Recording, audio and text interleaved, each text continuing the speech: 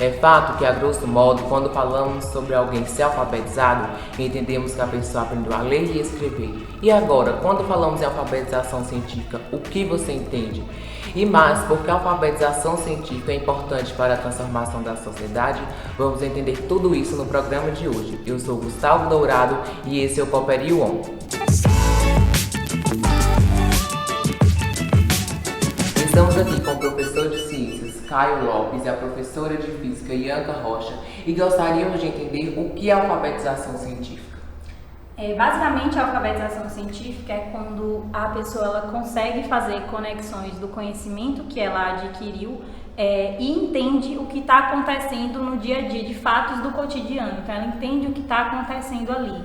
Então, isso acaba deixando a pessoa com capacidade de argumentar, de perguntar, de questionar, para entender de fato como as coisas funcionam e fazer essa conexão do conhecimento que ela foi adquirindo com coisas do dia a dia, com fatos do dia a dia que para muita gente ainda são coisas desconhecidas, né? São coisas que não são fáceis de compreender. Quando a gente fala sobre o processo de alfabetizar, a gente entende como a capacidade de ler e escrever somente. Mas quando a gente fala de alfabetização científica, a gente está falando de conhecimentos básicos, como termos básicos, conceituais da ciência, para que posteriormente a gente possa adentrar conteúdos mais complexos, e também compreender que a ciência faz parte da nossa sociedade. Quando falamos em ciências, as pessoas pensam automaticamente na ciência da natureza, mas as ciências humanas também devem ser contempladas nesse conceito de alfabetização científica, não é mesmo, professor? Com certeza. A gente precisa lembrar que a alfabetização científica ela é baseada em 3 eixos estruturantes. O primeiro é compreender os conceitos básicos da ciência, aquilo que a gente compreende como básico, como o que é ciência, o que é uma célula, o que é energia. O segundo eixo estruturante é como a ciência ela é feita, principalmente os fatores políticos e sociais da formação da ciência e da produção de saberes. E o último é estabelecer relações entre a ciência, a tecnologia, a sociedade e o ambiente. Então, as ciências humanas, ela compreende a forma como a gente lida com a própria ciência e a produção dela. Agora eu gostaria de saber se a alfabetização científica é feita só em espaços formais, como em laboratórios de escolas. Não. A escola, eu vejo ela como o pontapé inicial, Nossa função como educador, como professor, é instigar o aluno, despertar a curiosidade dele sobre aquele assunto e dar-lhe o pontapézinho inicial, o empurrãozinho, para que o aluno em casa ele continue com essa curiosidade, ele continue com essa vontade de pesquisar, de entender, de, por exemplo, como a energia chega na minha casa e eu consigo ligar os meus eletrodomésticos, como a comida que eu como todos os dias vai impactar no funcionamento do meu corpo. Coisas do dia a dia mesmo, mas que desperte a curiosidade do aluno para tentar entender e para voltar para a escola e perguntar para o professor aquela coisa de tipo, eu não consegui encontrar isso em casa, ou eu não tive informação suficiente, você pode me ajudar? Isso é muito bom quando o aluno vem com esses questionamentos, porque é uma forma de a gente acrescentar mesmo na formação dessas pessoas, A alfabetização científica, ela não acontece somente nos espaços formais, como escola, instituições de educação. Ela também vai acontecer nos espaços não formais, como na casa, na igreja, nos espaços religiosos e também nos espaços entre os amigos, onde os alunos estão. A perspectiva da alfabetização científica nos espaços formais é contribuir para o comportamento dos alunos e dos professores. Assim, quando eles são defrontados ou confrontados com situações do dia a dia, eles consigam interpretar a partir dos conceitos científicos aprendidos na sala de aula. Hoje em dia aprendemos ciências, aprendemos sobre ciências, aprendemos a fazer ciências. E quais são a diferença entre esses conceitos e quais são os indicadores de alfabetização científica? Aprender ciência, basicamente, é o que a maioria das escolas acabam fazendo, Que a abordagem é somente teórica da ciência, Entender o que é que está acontecendo sobre os fatos. O aprender sobre ciência é quando você começa a aprender a interpretar os dados, começa a entender como que funciona o processo para a coleta de informações, a análise, até o processo final, que é quando você tem os seus resultados. E o fazer ciência, de fato, eu acho que é unir essas duas coisas, que é o aprender ciência e aprender sobre ciência. E a partir disso, né, a gente pode ter os indicadores de alfabetização científica, que aí o professor ele vai identificar se os estudantes estão realmente alfabetizados cientificamente, né, a partir da análise das respostas dos estudantes na sala de aula, né, se eles estão levantando hipóteses justificativas, analisando os resultados, para posteriormente produzir ciência dentro da própria sala de aula. Será que a alfabetização científica é capaz de transformar a sociedade? Quem vai responder isso pra gente é a diretora do Departamento de Ciências Humanas e Tecnologia da Universidade do Estado da Bahia, UNEB, Campus 16, professora doutora Ana Karine Lola. Ela também é pesquisadora internacional do Comitê Científico e da Rede de Pesquisa Aberta Colerne do Knowledge Media Institute Open University. E então, professora, será que a alfabetização científica é capaz de transformar a sociedade? Gustavo, realmente essa é uma pergunta muito interessante. A alfabetização científica é capaz de transformar a sociedade? Os dados têm demonstrado para a gente que sim. Quanto mais a gente antecipar a possibilidade do desenvolvimento da ciência por todas as pessoas, especialmente os nossos estudantes no início do seu processo formativo, mais rapidamente, de forma mais eficiente, a gente vai conseguir transformar a sociedade. Quando eu digo a você que os dados demonstram para a gente que a alfabetização científica ela é capaz de transformar a sociedade, é porque nós já desenvolvemos processos e projetos que nos têm dado para a gente essas respostas.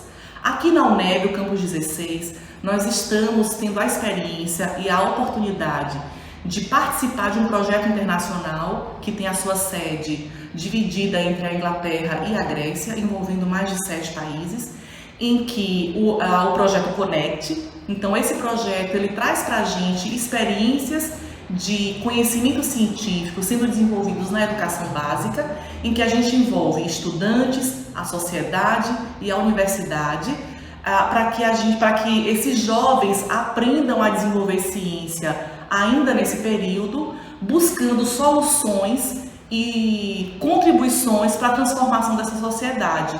Neste projeto, os estudantes identificam espaços necessários de transformação social sob a coordenação de um professor e de um cientista experiente, tendo a contribuição da universidade, da sociedade e da escola, para que a gente consiga identificar os aspectos e possibilidades de transformação para essa sociedade. Depois das respostas da professora doutora Ana Karine Lola, estamos aqui com os nossos 2 professores e gostaríamos de saber quais são as práticas que vocês incluem nas atividades para trazer a alfabetização científica. Bom, eu sempre tento trazer os alunos para o laboratório sempre que possível para tentar mostrar para eles na prática o que eles já viram na sala de aula. Então eu apresento a teoria para eles na sala de aula e sempre que possível a gente vem para o laboratório e aí eles analisam na prática mesmo o que eles já viram antes. Então não basta só eu apresentar um monte de equação, falar um monte de teoria, se eu não posso trazer eles para esse momento aqui, para eles verem na prática, na vida real, o que a gente viu lá na teoria. Então, para provar para eles que isso existe, que isso é real, sempre que possível a gente está vindo para o laboratório para fazer esses experimentos. Isso mesmo, né? Os experimentos é uma das práticas e ferramentas do ensino de ciências. Existem diversas que a gente pode utilizar na sala de aula. Uma delas que eu gosto muito é trabalhar com o ensino por investigação.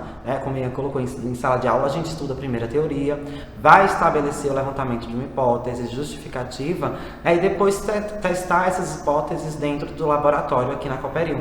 E isso a gente fez já várias vezes aqui, como entender as misturas, classificação das misturas, produção de vulcão, né? E tudo isso acontece produzido pelos estudantes, não apenas através da observação, e sim os próprios estudantes produzindo esses materiais dentro do laboratório. E é importante ressaltar que essas atividades ocorrem desde a educação infantil, como foi feita uma atividade com o grupo 5, onde nós estudamos o calor específico, né, com um experimento com balão. Foi incrível a participação dos estudantes, a alegria e o entusiasmo, além da aprendizagem significativa nesse processo de construção do conhecimento. Agora gostaríamos de receber dicas de nossos professores de como as pessoas de casa poderiam estar se aproximando das ciências e até estimular seus filhos a serem pequenos cientistas, por que não? Tem uma física que eu acompanho que eu acho muito interessante o canal dela, o nome dela é Bibi Bailas, o canal dela é Física e Afins. E a Bibi, ela tenta tratar coisas do cotidiano ou até notícias que saem e ela explica cientificamente cada ponto e ela prova cada ponto pelo ponto de vista da ciência. Um dos pontos bastante importantes da alfabetização científica, e eu acredito que pode ser feito em casa, é os pais estabelecerem relação de diálogo com os filhos e, a partir disso, estabelecer a observação, produção de listas, né, e também a organização das ideias. O que eu quero dizer com isso? É que durante o convívio dentro de casa, os pais estabeleçam: olha, meus filhos, a gente está vendo uma árvore, nós estamos vendo a água ferver, e a partir disso, né, estabelecer perguntas. Por que a água ferve? Porque aumenta a temperatura, as partículas da água se movimentam e a água evapora. Ou seja, a ciência, ela faz parte do nosso dia a dia. Cozinhar é um ato científico. Né? Estabelecer esse diálogo com os filhos faz com que a alfabetização científica faça parte, né, da nossa própria casa e do nosso dia a dia.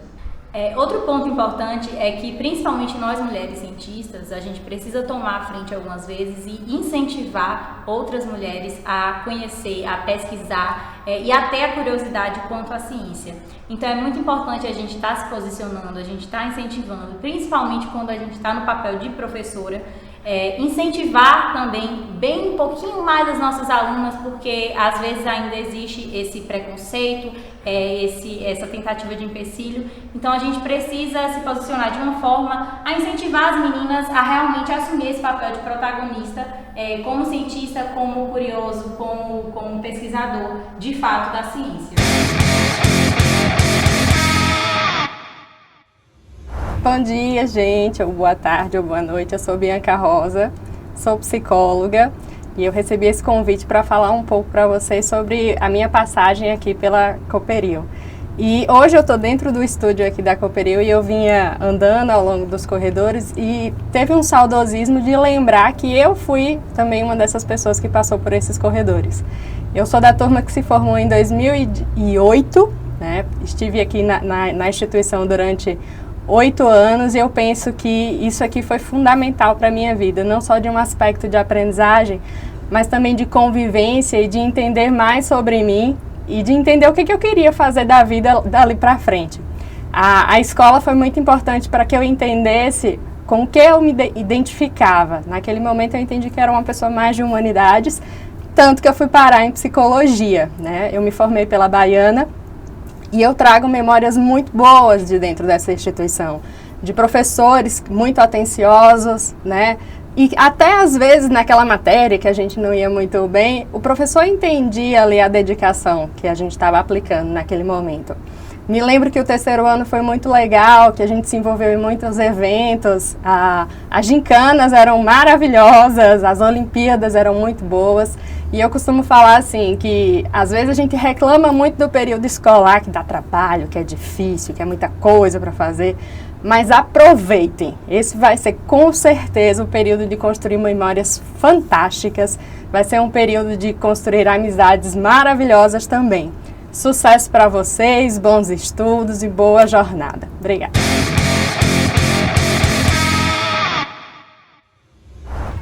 Agora gostaríamos de agradecer a presença do professor de Ciências Caio Lopes pela sua participação e também da professora de Física Bianca Rocha. Pegue esse vídeo e envie para as pessoas, porque é importante elas saberem sobre a alfabetização científica e que sim, a alfabetização científica transforma a sociedade. Nos siga em todas as nossas plataformas digitais e até o próximo vídeo.